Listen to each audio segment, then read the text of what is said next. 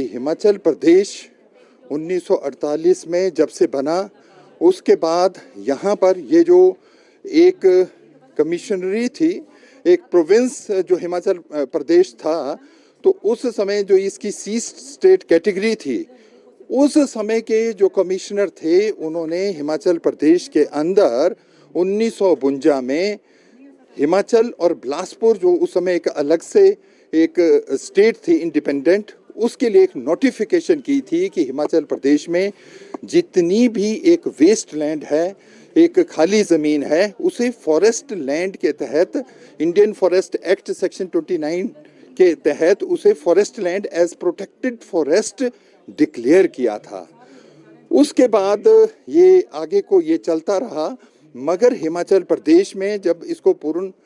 Statehood का एक दर्जा मिला, उसके बाद हिमाचल प्रदेश में कई किस्म के कानून, नीतियां और नोटिफिकेशन हुए जो एक किसानों के हित में थे। 1968 में जो नौ तोड़ रूल था, उसके अलावा जो विलेज कॉमन लैंड एक्ट है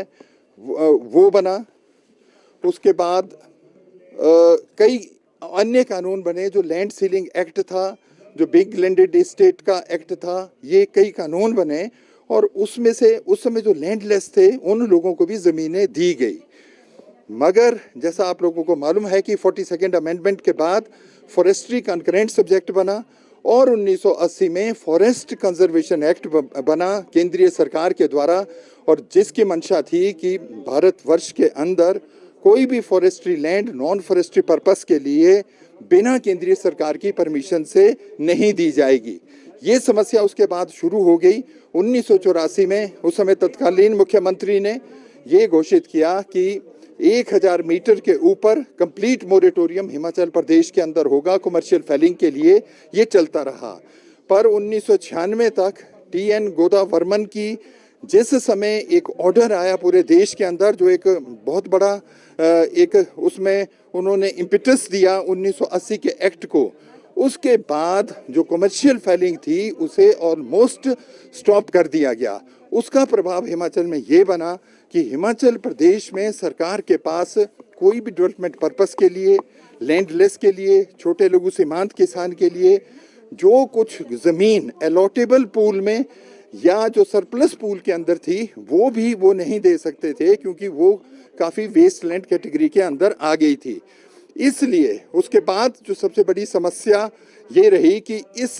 नोटिफिकेशन को निरस्त किया गया 1998 में, मगर भारत सरकार ने, ministry of environment and forest ने उसको 4 साल के अंदर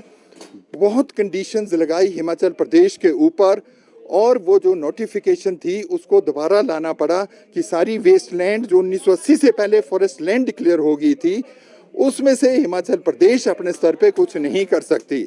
और उसका आज प्रभाव ये पड़ा हिमाचल प्रदेश में। हिमाचल प्रदेश जहाँ पर इस समय लगभग 75 लाख के करीब की जनसंख्या है, 15 लाख से ज़्यादा यहाँ परिवार है, इसमें लगभग 14 लाख परिवार जो ग्रामीण क्षेत्र के अंदर रहते हैं, उसमें लघु और सीमांत किसान लगभग 88% है।